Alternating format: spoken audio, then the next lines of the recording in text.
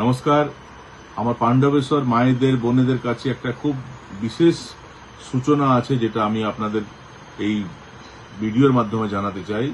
যে পাণ্ডবেশ্বরের বিভিন্ন গ্রামে অঞ্চলে শুনেছি যে অনেক মায়েরা বোনেরা বলেছেন যে আমরা অন্নপূর্ণা যোজনার জন্য অলরেডি অ্যাপ্লাই করেছি, আমরা পাওয়ার যোগ্য, কিন্তু আমরা অন্নপূর্ণা যোজনা টাকা পাচ্ছি না। সে ধরনের মায়েদের বোনেদেরকে বলছি যে যারা যারা অ্যাপ্লাই করেছেন কিন্তু টাকা পাচ্ছেন না, তারা প্লিজ আগামী দুদিনের মধ্যে 2 তারিখ এবং 3 তারিখ আমার পাণ্ডবেশ্বরের হরিপুরে যে বিধায়ক সেবা কেন্দ্র আছে, সেখানে তার বাইরে একটা কাউন্টার থাকবে, সেখানে আমাদের স্বেচ্ছাসেবকরা থাকবেন।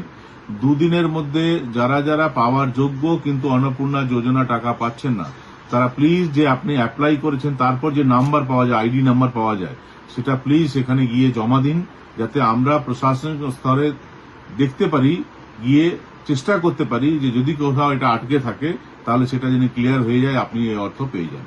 তাহলে আজ একবার বলছি, যারা অ্যাপ্লাই করেছেন কিন্তু অন্নপূর্ণা যোজনা টাকা পাচ্ছেন না, আপনি মনে করছেন আপনি পাওয়া যোগ্য কিন্তু পাচ্ছেন না, তারা আগামী দুদিনের মধ্যে পাণ্ডবেশ্বরের হরিপুরে বিধায়ক কার্যালয়ের বাইরে আমাদের একটা ক্যাম্প থাকবে, আমাদের দলের লোকেরা থাকবেন, আমার অফিসের লোকেরা থাকবেন। তাদের কাছে আপনি যে অ্যাপ্লাই করেছেন তার যে আইডি নাম্বার, সেই আইডি নাম্বার গিয়ে জমা দিন, যাতে আমি প্রশাসনিক স্তরে গিয়ে চেষ্টা করতে পারি যে আপনি পাওয়া যোগ্য হলেও কেন টাকা পেলেন না সেটা গিয়ে খোঁজ খবর নেওয়া, এবং যাতে আগামী দিনে আপনি এই অর্থ পেতে পারেন তার ব্যবস্থা করা।